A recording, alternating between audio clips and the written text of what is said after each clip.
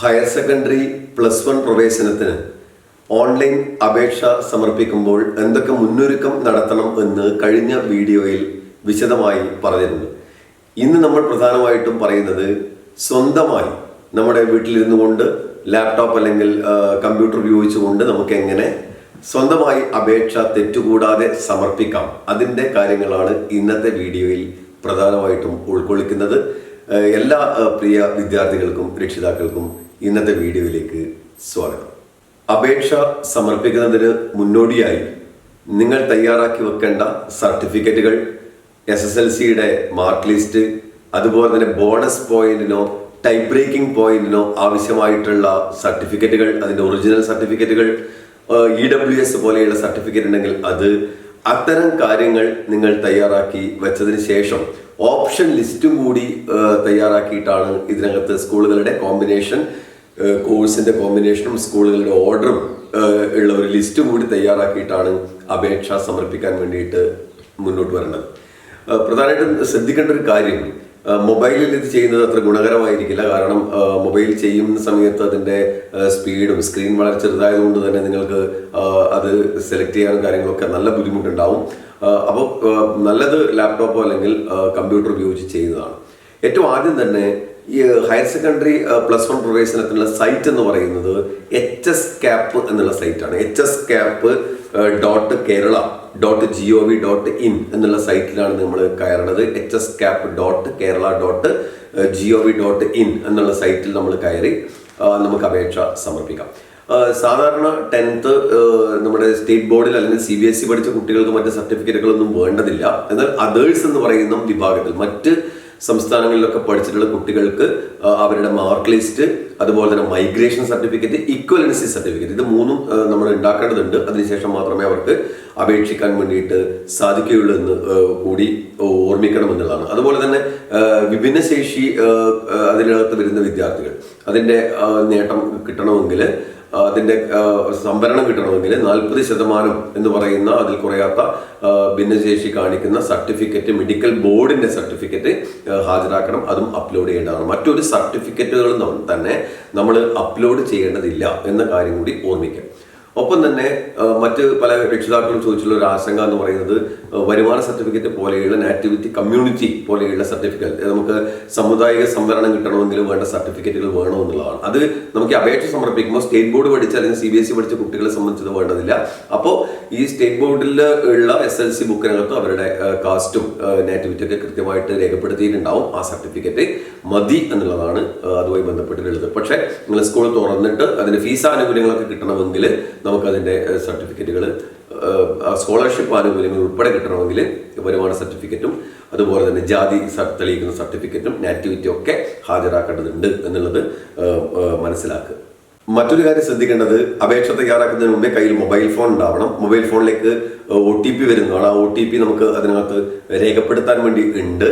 പ്രത്യേകം ശ്രദ്ധിക്കേണ്ട കാര്യം, നമ്മൾ സ്ഥിരമായിട്ട് ഉപയോഗിക്കുന്ന നമ്പറുള്ള മൊബൈൽ ഫോൺ തന്നെ കൊടുക്കണം. കാരണം സ്കൂളുകളിൽ നിങ്ങൾക്ക് ഓപ്ഷൻ ലഭിക്കുകയാണെങ്കിൽ നിങ്ങളെ പല സ്കൂളുകളും വിളിക്കും, നിങ്ങൾക്ക് ഇന്ന് സ്ഥലത്ത് കിട്ടിയിട്ടുണ്ട് എന്ന് പറയും. ചിലപ്പോൾ നിങ്ങൾ അഡ്മിഷൻ നിങ്ങൾ കാണാതെ പോവുകയൊക്കെ ചെയ്തു കഴിഞ്ഞാൽ അങ്ങനെ വിളിക്കണമെങ്കിൽ പലപ്പോഴും സംഭവിക്കുന്നത്, അധ്യാപകർ വിളിക്കുന്ന സമയത്ത് ഈ നമ്പർ വർക്കൗട്ട് ചെയ്യുന്നില്ലെങ്കിൽ കുട്ടിയുടെ പ്രവേശനം തന്നെ ഇല്ലാതാവും. അതുകൊണ്ട് കൃത്യമായിട്ട് നിങ്ങൾ വിട്ടുപോകുന്ന ആണെങ്കിൽ നിങ്ങൾ പറഞ്ഞ് ഓർമ്മിപ്പിക്കാനൊക്കെ സ്കൂളുകളിൽ നിന്ന് വിളിക്കുമ്പോൾ എടുക്കാൻ വേണ്ടി പറ്റുന്ന നിലയിലേക്കുള്ള ആക്റ്റീവായിട്ടൊരു നമ്പർ തന്നെ നിങ്ങൾ അതിനകത്ത് കൊടുക്കണം എന്നുള്ളതാണ്. അത് വെച്ചിട്ട് OTP ക്രിയേറ്റ് ചെയ്യുന്നതായിരിക്കും നല്ലത് എന്നുള്ള കാര്യം കൂടി ഓർമ്മിക്കുക.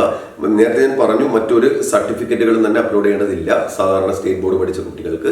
ഒപ്പം തന്നെ ഈ EWSന്റെ സർട്ടിഫിക്കറ്റ് തയ്യാറാക്കി വെക്കണം എന്ന് ഞാൻ നേരത്തെ പറഞ്ഞു. അത് അപ്ലോഡ് ചെയ്യേണ്ടതില്ല, അതിൻ്റെ നമ്പർ കൊടുക്കുക മാത്രമാണ് വേണ്ടത് എന്നുള്ളതാണ്. കുട്ടിയുടെ ആധാർ കാർഡ് അപേക്ഷ സമർപ്പിക്കുന്നതിന് മുമ്പ് കയ്യിൽ ഉണ്ടാവണം. ആധാർ നമ്പർ നമുക്ക് രേഖപ്പെടുത്താൻ വേണ്ടിയുണ്ട്. തെറ്റായ വിവരങ്ങൾ കൊടുത്തു കഴിഞ്ഞാൽ പ്രവേശനം തന്നെ ഇല്ലാതാവും എന്നുള്ള കാര്യം പ്രത്യേകം ഓർമ്മിക്കണം. അതുകൊണ്ട് വളരെ കൃത്യമായിട്ടുള്ള വിവരങ്ങൾ, സർട്ടിഫിക്കറ്റുള്ള കാര്യങ്ങൾ, അതിനകത്ത് സർട്ടിഫിക്കറ്റ് കയ്യിലുണ്ടെങ്കിൽ മാത്രമേ അതിൻ്റെ നമ്പറും കാര്യങ്ങളൊക്കെ ബോണസ് പോയിന്റിലൊക്കെ അർഹതയുള്ള പ്രത്യേകിച്ച് ഉള്ളത് എന്ന് ഓർമ്മിക്കുക. ഇനി നമുക്ക് പ്രവേശനത്തിൻ്റെ ഇതിലേക്ക് കടക്കാം. അതായത് ഞാൻ സൈറ്റ് ഒന്നുകൂടി പറയുന്നു, hscap.kerala.gov.in. ഞാനിപ്പോൾ പറയുമ്പോൾ തന്നെ നിങ്ങൾക്ക് ഇത് ഓൺ ചെയ്ത് വെച്ചുകൊണ്ട്, ഈ വീഡിയോ ഓൺ ചെയ്ത് വെച്ചുകൊണ്ട് നിങ്ങൾക്ക് അപേക്ഷ സമർപ്പിക്കാൻ വേണ്ടി പറ്റുന്ന രൂപത്തിലേക്കാണ് ഇത് തയ്യാറാക്കുന്നത്. അതുകൊണ്ട് അത് നിങ്ങൾ വിൻഡോ ഓപ്പൺ ചെയ്ത് കഴിഞ്ഞാൽ തന്നെ അതിന്റെ ലെഫ്റ്റ് സൈഡിലായിട്ട് നിങ്ങൾക്ക് candidate login, create candidate login എന്ന് കാണും. അതിന്റെ താഴെ കാൻഡിഡേറ്റ് ലോഗിൻ SWS എന്നും കാണും. അപ്പോൾ ക്രിയേറ്റ് കാൻഡിഡേറ്റ് ലോഗിൻ എന്നുള്ളതാണ് ഇതിന്റെ ആദ്യത്തെ ഘട്ടം. അപ്പോൾ നമ്മളതിൽ ക്രിയേറ്റ് കാൻഡിഡേറ്റ് ലോഗിനിൽ കയറുമ്പോൾ നമ്മൾ ജില്ല സെലക്ട് ചെയ്യാൻ വേണ്ടിയിട്ടുള്ള ഒരു അവസരമുണ്ട്. നിങ്ങൾ ജില്ല സെലക്ട് ചെയ്യുന്നു, കുട്ടിയുടെ സ്കീം സെലക്ട് ചെയ്യുന്നു, SSLC അല്ലെങ്കിൽ CBSE പോലെയുള്ള സ്കീം നിങ്ങൾ സെലക്ട് ചെയ്യുന്നു. അതേപോലെ തന്നെ മന്ത് ആൻഡ് ഇയർ, മാർച്ച് 2025 എന്ന് അവിടെ കൊടുത്താൽ മതി. മാർച്ച് 2025. ഡേറ്റ് ഓഫ് ബർത്ത്, കുട്ടിയുടെ ഡേറ്റ് ഓഫ് ബർത്ത് SSLC സർട്ടിഫിക്കറ്റിലുള്ള കൃത്യമായിട്ട് ഡേറ്റ് ഓഫ് ബർത്ത് നൽകണം. ഒപ്പം തന്നെ മൊബൈൽ നമ്പർ, നേരത്തെ ഞാൻ പറഞ്ഞ OTP വരാൻ ആവശ്യമായിട്ടുള്ള മൊബൈൽ നമ്പർ അവിടെ കൊടുക്കണം. എന്നിട്ട് നമ്മൾ അതിനകത്തേക്ക് അപ്ലിക്കേഷൻ കൊടുക്കാൻ വേണ്ടിയിട്ടുള്ള ആദ്യ ഘട്ടം തയ്യാറായി എന്നുള്ളതാണ് പറയുന്നത്. കൊടുക്കുന്നുണ്ട്. മോഡ് എന്ന് പറഞ്ഞാൽ സെൽഫായിട്ട് നിങ്ങൾക്ക് പിന്നെ കൊടുക്കുന്നതായിട്ട് അതിൽ കാണിക്കാം. കുറേ ഓപ്ഷൻസ് വരും, അതിൽ നിങ്ങൾ സെൽഫ് എന്ന് കൊടുക്കാൻ വേണ്ടി പറ്റും. മറ്റ് ഹെൽപ്പ് ഡെസ്ക് ആണെങ്കിൽ ഹെൽപ്പ് ഡെസ്ക് എന്ന് കൊടുക്കാൻ വേണ്ടി പറ്റും. അതേപോലെ തന്നെ അങ്ങനെയാണെങ്കിൽ സെൻഡ് OTP, നമുക്ക് OTPക്ക് വേണ്ടിയിട്ട് സെൻഡ് ചെയ്യാം. OTP ലഭിക്കും. OTP കൊടുക്കേണ്ട ഒരു വിൻഡോ ആണ് വരുന്നത്. നെക്സ്റ്റ് OTP കൊടുക്കുമ്പോൾ തന്നെ അതിനോടൊപ്പം തന്നെയുള്ള വിൻഡോയിൽ നിങ്ങൾക്ക് വരുന്നത് പാസ്വേഡ് അതേപോലെ തന്നെ ക്രിയേറ്റ് ചെയ്യാൻ വേണ്ടിയിട്ടാണ്. പാസ്വേഡ് ക്രിയേറ്റ് ചെയ്യുമ്പോൾ ശ്രദ്ധിക്കേണ്ടത് ക്യാപിറ്റൽ ലെറ്റർ വേണം, നോർമൽ ലെറ്റേഴ്സ് വേണം, അതേപോലെ സിമ്പിൾ വേണം, നമ്പർ വേണം. അപ്പം ഇതൊക്കെ വെച്ചുകൊണ്ട് ഞാൻ കോമൺ ആയിട്ട് പറയുന്നത് എന്താ വെച്ചാൽ കുട്ടിയുടെ പേരിന്റെ ആദ്യ അക്ഷരം വെച്ചിട്ട് ക്യാപിറ്റൽ ഫസ്റ്റ് ലെറ്റർ ക്യാപിറ്റൽ കൊടുത്തുകൊണ്ട് നിങ്ങൾക്ക് ഇപ്പൊ അഞ്ജു എന്നാണ് പേരെങ്കിൽ A ക്യാപിറ്റൽ വെച്ചുകൊണ്ട് ANJU@2025 എന്ന് കൊടുത്താൽ മതി. ഇപ്പൊ നിങ്ങൾക്ക് പറയുന്ന ക്യാരക്ടേഴ്സ് എല്ലാം അതിനകത്ത് വരും എന്നുള്ളതാണ്. A ക്യാപിറ്റൽ കൊടുത്തുകൊണ്ട് നിങ്ങൾക്കത് ചെയ്യാൻ പറ്റും. നിങ്ങളുടെ പേരിന്റെ നല്ല ഓർമ്മിച്ച് വെക്കാൻ വേണ്ടി എളുപ്പമുണ്ടാവും. കാരണം ഈ അപ്ലിക്കേഷൻ നമ്പറും പാസ്വേഡും വളരെ കൃത്യമായിട്ട് നിങ്ങൾക്ക് കൊടുക്കാൻ വേണ്ടിയിട്ട് അത് ഓർമ്മിച്ച് വെക്കാനും അത് എവിടെയെങ്കിലും എഴുതി വെക്കണം എന്നുള്ളതാണ് ഓർമ്മിക്കാൻ പിന്നെ പ്രത്യേകമായിട്ട് പറയാനുള്ളത്. അപ്പം നമ്മൾ പാസ്വേഡ് ക്രിയേറ്റ് ചെയ്തു. പാസ്വേഡിൽ ക്രിയേറ്റ് ചെയ്തിട്ട് നമ്മൾ സബ്മിറ്റ് ചെയ്ത് ഉടനെ തന്നെ നിങ്ങളത് സ്കിപ്പ് ചെയ്ത് പോകരുത് ആ പേജ്. കാരണം നിങ്ങളുടെ പാസ്വേഡ് ക്രിയേറ്റ് ചെയ്ത് കഴിഞ്ഞാൽ അവിടെ ഒരു വിൻഡോ വരും. ആ വിൻഡോയിനകത്ത് നിങ്ങളുടെ അപ്ലിക്കേഷൻ നമ്പർ ഉണ്ടാവും. അപ്ലിക്കേഷൻ നമ്പർ നോട്ട് ചെയ്ത് വെക്കുക. അപ്പോൾ പാസ്വേഡ് നേരത്തെ കൊടുത്ത പാസ്വേഡും നോട്ട് ചെയ്ത് വെക്കുക. ഇത് എവിടെയെങ്കിലും എഴുതി വെക്കണം. കാരണം ഇത് പ്രവേശനത്തിന് അവസാന ഘട്ടം വരെയും അല്ലെങ്കിൽ മറ്റുള്ള സ്കോളർഷിപ്പിനൊക്കെ അപേക്ഷിക്കുന്ന സമയത്തൊക്കെ ഈ അപ്ലിക്കേഷൻ നമ്പർ ചോദിക്കും. അപ്പോൾ അതുകൊണ്ട് ഇത് എപ്പോഴും ആവശ്യമുള്ളതാണ് +2 പഠനത്തിന്റെ സമയത്ത്. അപ്പോൾ അതുകൊണ്ട് ഇത് മറന്നുപോകാതെ എവിടെയെങ്കിലും എഴുതി വെക്കുന്നത് നല്ലതായിരിക്കും എന്നുള്ളതാണ്. ഇനി വിവിധ ഘട്ടങ്ങൾ. അപ്പോൾ ഒന്നാമത്തെ ഘട്ടം നമ്മൾ പൂർത്തീകരിച്ചു കഴിഞ്ഞു. കാൻഡിഡേറ്റ് ലോഗിൻ നമ്മൾ ക്രിയേറ്റ് ചെയ്ത് കഴിഞ്ഞു. മറ്റൊന്ന് നമ്മൾ ഓൺലൈൻ അപ്ലിക്കേഷനിലേക്ക് കടക്കുകയാണ്. ഓൺലൈൻ എന്നുള്ള ആപ്ലിക്കേഷനിലേക്ക് കടക്കുന്നു. ഒപ്പം തന്നെ അതിന്റെ അടുത്ത ഘട്ടം എന്ന് പറയുന്നത് ട്രയൽ അലോട്ട്മെന്റ് ആണ്. ട്രയൽ അലോട്ട്മെന്റ് സമയത്ത് നമ്മൾ വീഡിയോ വീണ്ടും ചെയ്യുന്നതായിരിക്കും. എന്താണ് ട്രയൽ അലോട്ട്മെന്റ് എന്ന് പറഞ്ഞാൽ നമുക്ക് എന്തെങ്കിലും വിവരങ്ങൾ തെറ്റായി കൊടുത്തിട്ടുണ്ടെങ്കിൽ നമുക്ക് എന്ത് ചെയ്യാൻ പറ്റും, കറക്റ്റ് ചെയ്യാനുള്ള അവസരമാണ് ട്രയൽ അലോട്ട്മെന്റ്. അത് പിന്നീട് പറയാം. അതോടൊപ്പം തന്നെ first allotment, second allotment, third allotment. ഇതിന് ശേഷമാണ് ജൂൺ 18 ക്ലാസ് ആരംഭിക്കുമെന്നുള്ളതാണ് ഇപ്പോൾ വന്നിട്ടുള്ള ഷെഡ്യൂള്. അപ്പം ഈ ഓരോ ഘട്ടത്തിലുള്ള അലോട്ട്മെന്റ് എന്താണെന്നുള്ളത് അതാത് സമയത്ത് നമുക്ക് പറയാം. ഇനി നമ്മൾ വീണ്ടും അപേക്ഷ ഓൺലൈനായിട്ട് കൊടുക്കുന്ന ഘട്ടത്തിലേക്ക് കടക്കണം. കാൻഡിഡേറ്റ് ലോഗിൻ നമ്മൾ ക്രിയേറ്റ് ചെയ്ത് കഴിഞ്ഞു. പാസ്വേഡ് അപ്ലിക്കേഷൻ നമ്പർ നമ്മുടെ കയ്യിൽ കിട്ടി. ഇനി നമ്മൾ എന്ത് ചെയ്യുന്നു, വീണ്ടും മെയിൻ വിൻഡോയിലേക്ക് HSCAPന്റെ മെയിൻ വിൻഡോയിലേക്ക് പോകുമ്പോൾ ലെഫ്റ്റ് സൈഡിൽ കാൻഡിഡേറ്റ് ലോഗിൻ എന്ന് കാണും. നേരത്തെ ക്രിയേറ്റ് കാൻഡിഡേറ്റ് ലോഗിൻ ആണ് നേരത്തെ ചെയ്തത്. ഇപ്പോൾ കാൻഡിഡേറ്റ് ലോഗിൻ എന്ന് കാണും. അതിൽ ക്ലിക്ക് ചെയ്യുന്നു, നമ്മുടെ ജില്ല കൊടുക്കുന്നു, അപ്ലിക്കേഷൻ നമ്പർ കൊടുക്കുന്നു, പാസ്വേഡ് കൊടുക്കുന്നു. അപ്പോൾ നിങ്ങൾക്ക് മെയിൻ വിൻഡോയിൽ കയറാൻ വേണ്ടി പറ്റും. അപ്പോൾ അവിടെ അപ്ലൈ ഓൺലൈൻ എന്ന് നമുക്ക് അവിടെ കയറി അപ്ലൈ ഓൺലൈൻ എന്ന് കൊടുത്താൽ നമ്മുടെ അപേക്ഷാ ഫോമിന്റെ ഘട്ടത്തിലേക്ക് നമ്മൾ കടക്കുന്നു എന്നുള്ളതാണ് മനസ്സിലാക്കുന്നത്. അപ്പം അതിനകത്ത് ഏറ്റവും ആദ്യം നമ്മൾ കൊടുക്കുന്നത് +2 നിങ്ങൾ പഠിച്ച സ്കൂളിന്റെ നെയിം ഓഫ് സ്കൂൾ ചോദിക്കുന്നുണ്ട്. അപ്പം നിങ്ങൾ SSLC പഠിച്ച സ്കൂളിന്റെ പേരാണ് അവിടെ സെലക്ട് ചെയ്യുമ്പോൾ അതിൽ നിന്ന് സെലക്ട് ചെയ്യേണ്ടത്. അവിടെ വരും അത് ആ ജില്ലയിലെ നമ്മുടെ ജില്ല സെലക്ട് ചെയ്തിട്ടാണ് ചെയ്യുന്നതെന്ന് ഞാൻ പറഞ്ഞു. അപ്പോൾ ആ ജില്ല സെലക്ട് ചെയ്തിട്ട് നിങ്ങൾക്ക് പിന്നെ കൃത്യമായിട്ട് അത് ആ ജില്ലയിലെ എല്ലാ സ്കൂളുകളും വരും. അപ്പം നിങ്ങളുടെ സ്കൂളിന്റെ പേര് അതിൽ നിന്ന് ക്ലിക്ക് ചെയ്യുക. അപ്പോൾ അത് ക്ലിക്ക് ചെയ്യുമ്പോൾ ചിലപ്പോൾ നിങ്ങളുടെ സ്കൂളിന്റെ പേര് അതിനകത്ത് ഉണ്ടാവില്ല. കാരണം എന്തുകൊണ്ടാണെന്ന് വെച്ചാൽ +2 ഇല്ലെങ്കിൽ SSLC മാത്രം 10ാം ക്ലാസ് വരെ മാത്രമുള്ള സ്കൂളുകളാണെങ്കിൽ, അല്ലെങ്കിൽ ഇപ്പോൾ CBSE പഠിച്ച കുട്ടികളും സമാനമായിട്ടാണ്. അപ്പോൾ അത്തരം കുട്ടികൾ എന്ത് ചെയ്യണം എന്ന് വെച്ചാൽ 1, 2, 3, 4, 5 എന്നാണ് കൊടുക്കേണ്ടത്. അതേഴ്സ് എന്നുള്ളതാണ് അവിടെ ഓപ്ഷൻ. അപ്പോൾ +2 ഉള്ള സ്കൂളുകളാണ് ആ ലിസ്റ്റിൽ ഉണ്ടാവും. SSLCയുടെ കൂടെ ആ സ്കൂളിൽ +2 കൂടി നിങ്ങൾ പഠിച്ച സ്കൂൾ ഏതും ആവട്ടെ കേരളത്തിൽ ഏത് സ്കൂളിൽ പഠിച്ചതാണെങ്കിലും അവിടെ +2 ഉള്ള സ്കൂളാണെങ്കിൽ നിങ്ങൾക്ക് ആ സ്കൂളിൻ്റെ പേരവിടെ ലഭ്യമാകും. അല്ലെങ്കിൽ നിങ്ങൾക്ക് അതേഴ്സ് 1 2 3 4 5 എന്നുള്ളതാണ് അതിൻ്റെ കോഡ്. അപ്പോൾ നമ്മൾ അതിനുശേഷം നമ്മൾ അതിൻ്റെ ഡാറ്റ കൊടുക്കാൻ വേണ്ടി പോവുകയാണ്. ഡാറ്റ കൊടുക്കുമ്പോൾ നിങ്ങൾ ഒരു കാര്യം ശ്രദ്ധിക്കേണ്ടത്, അവിടെ നിങ്ങൾക്ക് SLC സ്റ്റേറ്റ് പഠിച്ച കുട്ടിയാണെങ്കിൽ ഒരു ഡാറ്റയും നിങ്ങൾ വേറെ കൊടുക്കേണ്ടതില്ല. കാരണം അവിടെ നിങ്ങളുടെ അഡ്രസ്സും നിങ്ങളുടെ പേരും നിങ്ങളുടെ രക്ഷിതാവിൻ്റെ പേരും ഒക്കെ നേരത്തെ SLC സർട്ടിഫിക്കറ്റിന് വേണ്ടി നിങ്ങൾ കൊടുത്ത കാര്യങ്ങൾ അതിനകത്ത് അതേപോലെ വരും. കൂടുതലായിട്ട് കൊടുക്കേണ്ട കാര്യങ്ങൾ മാത്രമാണ് കൊടുക്കേണ്ടത്. അതിൽ ഏറ്റവും കൂടുതൽ ശ്രദ്ധിക്കേണ്ടത്, ഞാൻ ഓരോന്നായിട്ട് എടുത്ത് പറയുന്നില്ല, നിങ്ങൾക്ക് ചെയ്ത് പോകാൻ വേണ്ടി പറ്റുന്നതാണ്. ലെഫ്റ്റ് സൈഡും റൈറ്റ് സൈഡും ഉണ്ട്, 2 ഭാഗം ഉണ്ടാവും ഫ്രണ്ട് പേജിന്. അപ്പോൾ ആ ലെഫ്റ്റ് സൈഡിൽ നിങ്ങൾ ചെയ്തത് ഇല്ലാത്തത് മാത്രം കൊടുക്കേണ്ടത് മാത്രമാണ് നിങ്ങൾക്ക് കൊടുത്തു പോകേണ്ടത്. അപ്പോൾ അതിനകത്ത് ഡാറ്റ നിങ്ങൾക്ക് കൊടുക്കാം. അങ്ങനെ കൊടുക്കുന്ന സമയത്ത് നിങ്ങളുടെ പഞ്ചായത്ത്, അതുപോലെ നിങ്ങളുടെ താലൂക്ക്, ഇതൊക്കെ നിങ്ങൾ എൻ്റർ ചെയ്ത് കൊടുക്കണം. ആ കൊടുക്കുന്ന സമയത്ത് തെറ്റിപ്പോകാൻ വേണ്ടി സാധ്യതയുള്ളത് നിങ്ങളുടെ കാസ്റ്റ് സെലക്ട് ചെയ്യാൻ വേണ്ടി. ജനറൽ ആണെങ്കിൽ ജനറൽ ടിക്ക് ചെയ്യുക, OBC ആണെങ്കിൽ OBC H ഉണ്ടെങ്കിൽ ഈഴവ ഉണ്ട്, അതിനകത്ത് കൃത്യമായിട്ട് അതിനകത്ത് കൊടുക്കുക. ഇനി ഈ OBCയിലുള്ള ചില കൺഫ്യൂഷൻ എന്ന് പറയുന്നത്, ഫീസ് സാമ്പത്തിക ആനുകൂല്യത്തിന് നമുക്ക് ചില കാറ്റഗറിയെ, ചില സാമുദായിക വിഭാഗത്തെ OEC ആയിട്ട് പരിഗണിക്കാറുണ്ട്. അത് സാമ്പത്തിക സംവരണത്തിന് വേണ്ടി മാത്രമാണ്. നമ്മുടെ ഇവിടെ സീറ്റ് സംവരണത്തിന് വേണ്ടിയിട്ട് നമുക്കത് ലഭ്യമല്ല. അതുകൊണ്ട് അങ്ങനെയുള്ള കാസ്റ്റിൽ വരുന്നവർ OBC തന്നെയാണ് ഇവിടെ ടിക്ക് ചെയ്യേണ്ടത്.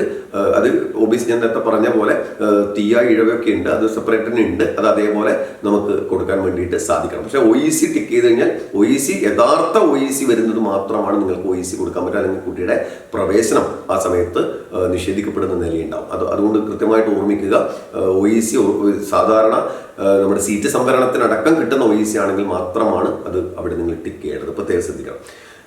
അതേപോലെ ആധാർ നമ്പർ കൊടുക്കേണ്ടതുണ്ട്. ഞാൻ നേരത്തെ പറഞ്ഞ കുട്ടിയുടെ അഡ്രസ്സ് അതിനകത്ത് വരുന്നില്ലെങ്കിൽ അഡ്രസ്സ് അതിനകത്ത് കൊടുക്കണം, സ്ഥലം കൊടുക്കണം, അതേപോലെ താലൂക്ക് കൊടുക്കണം. ഇതിനൊക്കെ വെയിറ്റേജ് ഉള്ളതാണ്, ബോണസ് പോയിന്റിന്റെ വെയിറ്റേജ് ഉള്ളതാണ്.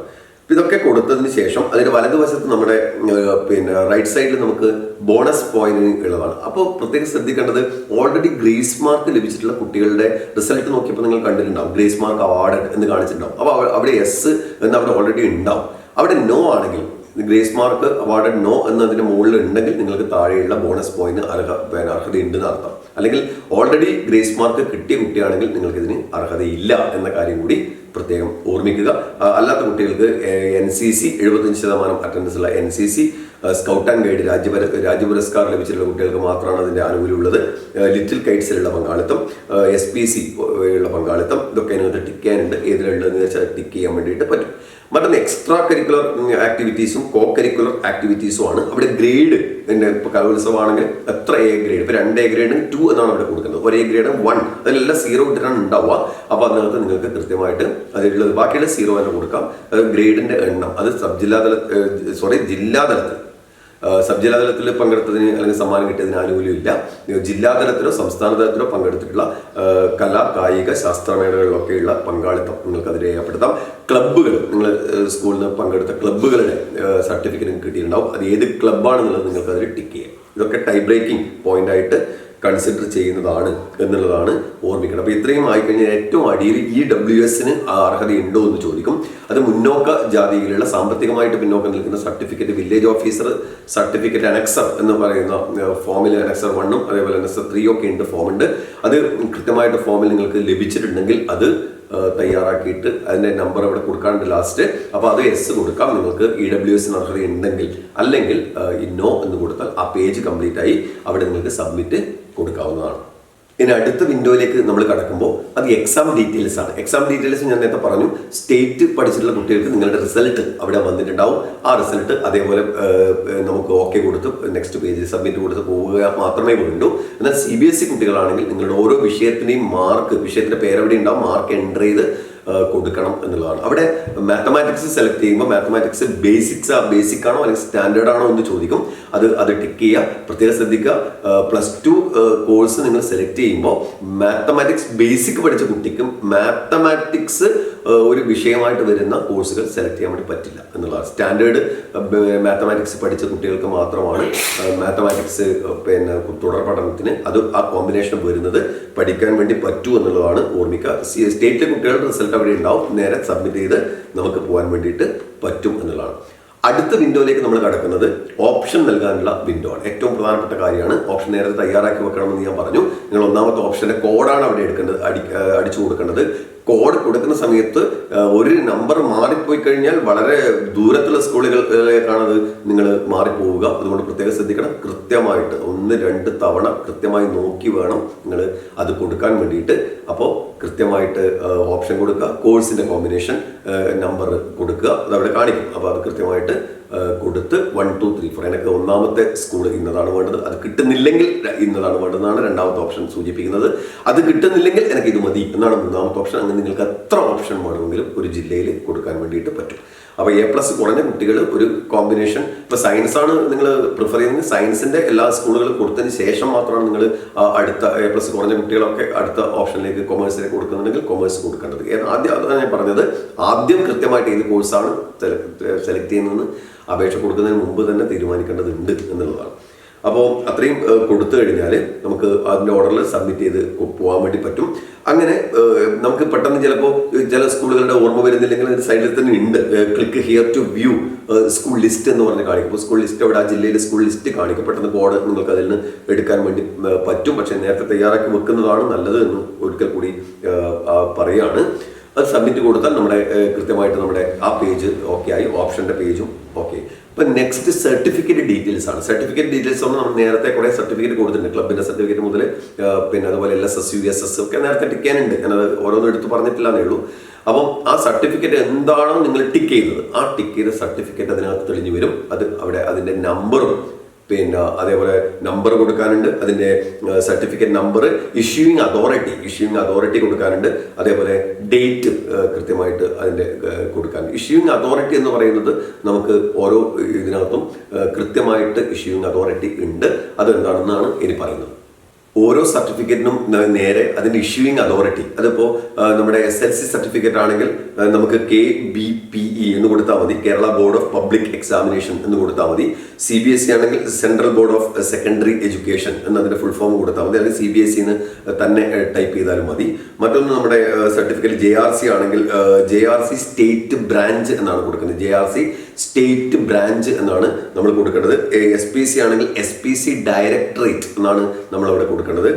അതേപോലെ തന്നെ സ്കൗട്ട് ആൻഡ് ഗൈഡ് ആണെങ്കിൽ Kerala Bharat scout and guide എന്നാണ് കൊടുക്കേണ്ടത്. Kerala Bharat scout and guide എന്ന് നമുക്ക് അവിടെ ടൈപ്പ് ചെയ്ത് കൊടുക്കാം, അല്ലെങ്കിൽ KBSG എന്ന് കൊടുത്താലും മതി.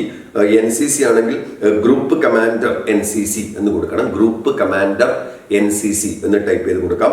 ക്ലബ് സർട്ടിഫിക്കറ്റ് ആണെങ്കിൽ HM എന്നിട്ട് സ്കൂളിന്റെ പേര്, ഹെഡ് മാസ്റ്റർ അല്ലെങ്കിൽ ഹെഡ് മിസ്ട്രസ് എന്ന സ്കൂളിന്റെ പേര് എന്ന് കൊടുക്കാം. NMS സ്കോളർഷിപ്പ് ആണെങ്കിൽ department of education Kerala education എന്ന് കൊടുത്താൽ മതി. അതേപോലെ തന്നെ LSS USS ഒക്കെ ഡിപ്പാർട്ട്മെന്റ് ഓഫ് എഡ്യൂക്കേഷൻ എന്ന് കൊടുത്താൽ മതിയാവും. അപ്പോൾ അത്രയും ക്ലബിന്റെ സർട്ടിഫിക്കറ്റ് ഇഷ്യൂ ചെയ്യുന്ന അല്ലെങ്കിൽ നമ്മൾ ഓരോന്നിനെയും സർട്ടിഫിക്കറ്റ് ഇഷ്യൂ ചെയ്യുന്ന അതോറിറ്റിയുടെ പേരാണ് ഞാനിപ്പോൾ പറഞ്ഞത്. ഇനി ഓരോന്നും സബ്മിറ്റ് ചെയ്യുക. അതിൻ്റെ സൈഡിൽ ഉണ്ടാവും സബ്മിറ്റ്, അവസാനം സബ്മിറ്റ് ഓൾ എന്ന് കൊടുത്താൽ ആ പേജും ക്ലിയർ ആവും. അത് സബ്മിറ്റ് ചെയ്യുന്നതോടുകൂടി നമ്മുടെ മെയിൻ വിൻഡോ, നമ്മുടെ അപ്ലിക്കേഷൻ ടോട്ടലായിട്ട് അവിടെ വരും. അങ്ങനെ വരുന്ന സമയത്ത് അപ്ലിക്കേഷൻ ടോട്ടലായിട്ട് ഓരോ താഴെ വരുന്ന സമയത്ത് നമുക്ക് ഏതെങ്കിലും എഡിറ്റ് വേണമെങ്കിൽ അതാത് സ്ഥലത്ത് എഡിറ്റ് നമുക്ക് കൊടുക്കാൻ വേണ്ടി ഓപ്ഷൻ ഉണ്ട്. എഡിറ്റും കൂടി കൊടുത്തതിന് ശേഷം എല്ലാ തിരുത്തലുകളും കൊടുത്ത് ഒന്നുകൂടി അപ്ലിക്കേഷനൊക്കെ ഉറപ്പിച്ചതിന് ശേഷമാണ് ഫൈനൽ സബ്മിഷനിലേക്ക് വരുന്നത്. അതിന് തൊട്ട് മുന്നേ ഒരു ഡിക്ലറേഷൻ ഉണ്ടാവും. ഇച്ചിരി ടിക്ക് ചെയ്യേണ്ട സ്പേസിൻ്റെ ഒരു പാരൻസിൻ്റെ ഒരു ഡിക്ലറേഷൻ അവിടെ കൊടുക്കേണ്ടതുണ്ട്. അതുകൊണ്ട് ടിക്ക് ചെയ്തിട്ട് വേണം നമ്മൾ ഫൈനൽ സബ്മിഷൻ കൊടുക്കാൻ വേണ്ടിയിട്ട്. അപ്പോൾ അതുകൊണ്ട് കൊടുത്താൽ നമ്മുടെ അപ്ലിക്കേഷൻ പ്രോസസ്സ് പൂർത്തിയായി എന്നുള്ളതാണ് പറയുന്നത്. അപ്പോൾ ഈ വീഡിയോ നിങ്ങളുടെ സുഹൃത്തുക്കൾക്കൊക്കെ 10ാം ക്ലാസ് കഴിഞ്ഞിട്ടുള്ള സുഹൃത്തുക്കൾക്ക്, രക്ഷിതാക്കൾക്ക് അയച്ചു കൊടുക്കാം. സ്വന്തമായിട്ട് അവർക്ക് മറ്റ് സംവിധാനങ്ങളൊന്നും ഉപയോഗിക്കാതെ തന്നെ സ്വന്തമായിട്ട് തന്നെ തെറ്റുവരുത്താതെ അപേക്ഷ നമുക്ക് ഇത് വെച്ച് ഫില്ല് ചെയ്യാൻ വേണ്ടിയിട്ട് പറ്റും എന്നുള്ളതാണ് ഇത് വെച്ചിട്ട് പറയുന്നത്. ഒരിക്കൽ കൂടി നമ്മൾ മറ്റു വീഡിയോസിൽ കൃത്യമായിട്ട് പറഞ്ഞിട്ടുണ്ട്. ബോണസ് പോയിന്റ് എന്തൊക്കെ അർഹതയുണ്ട് എന്ന കാര്യങ്ങൾ പറഞ്ഞിട്ടുണ്ട്. ഒപ്പം തന്നെ ഒരുക്കങ്ങളെക്കുറിച്ച് പറഞ്ഞിട്ടുണ്ട്. അതേപോലെ സർട്ടിഫിക്കറ്റുകൾ എന്തൊക്കെ നമ്മൾ ഹാജരാക്കണം എന്ന് പിന്നെ മറ്റൊരു വീഡിയോയിൽ പറഞ്ഞിട്ടുണ്ട്. ഇനി ട്രയൽ അലോട്ട്മെന്റ് വരുന്ന സമയത്താണ് ഇതിന് തിരുത്താനില്ല. എന്തെങ്കിലും നിങ്ങൾക്ക് ഈ കൊടുത്തതിൽ എന്തെങ്കിലും തിരുത്തലുകൾ വേണമെങ്കിൽ ഒരു ബുദ്ധിമുട്ടും ഇപ്പോൾ തോന്നേണ്ടതില്ല. അതിനകത്ത് കൃത്യമായിട്ട് ട്രയൽ അലോട്ട്മെന്റ് 24-ാം തീയതിയാണ് ഇപ്പോൾ വന്നിട്ടുള്ള ഡേറ്റ്, മെയ് 24. അപ്പോൾ അത് 1-2 ദിവസം അതിനകത്ത് അനുവദിക്കും. കൃത്യമായിട്ട് അത് പത്രങ്ങളിലും മറ്റുള്ള മാധ്യമങ്ങളിലും നിങ്ങൾ നോക്കണം. ട്രയൽ അലോട്ട്മെന്റിൽ നമുക്ക് തെറ്റുകൾ ഇപ്പോൾ അപേക്ഷ കൊടുത്തതിൽ എന്തെങ്കിലും എറർ വന്നിട്ടുണ്ടെങ്കിൽ അല്ലെങ്കിൽ എന്തെങ്കിലും കൂട്ടിച്ചേർക്കൽ ഇപ്പോൾ ഓപ്ഷനൊക്കെ നമുക്ക് റീഷഫിൾ ചെയ്ത് കൊടുക്കണമെങ്കിൽ ഒക്കെ പറ്റും. ഓപ്ഷൻ മാറ്റി കൊടുക്കാനോ എന്ത് തിരുത്തലുകൾ വേണമെങ്കിലുള്ള ഒരേ ഒരു അവസരം ട്രയൽ അലോട്ട്മെന്റ് ആണ് നിർമ്മിക്കുക. ആ സമയത്ത് കിട്ടും. അപ്പോൾ ഇതിലേക്കൊക്കെ പോകണമെങ്കിൽ നമ്മൾ നേരത്തെ അപ്ലിക്കേഷൻ നമ്പർ പാസ്വേഡും നമ്മൾ ഒരിക്കൽ കൂടി എവിടെയെങ്കിലും എഴുതി വെച്ച് നമുക്ക് കൃത്യമായിട്ട് അടുത്ത ഘട്ടത്തിലേക്ക് പോകാൻ വേണ്ടി സാധിക്കും. എല്ലാ പ്രിയ വിദ്യാർത്ഥികൾക്കും നിങ്ങൾ ഉദ്ദേശിച്ച സ്കൂളും കോമ്പിനേഷനും കിട്ടട്ടെ എന്ന് ആത്മാർത്ഥമായിട്ട് ആശംസിക്കുന്നു. എല്ലാവർക്കും നന്ദി.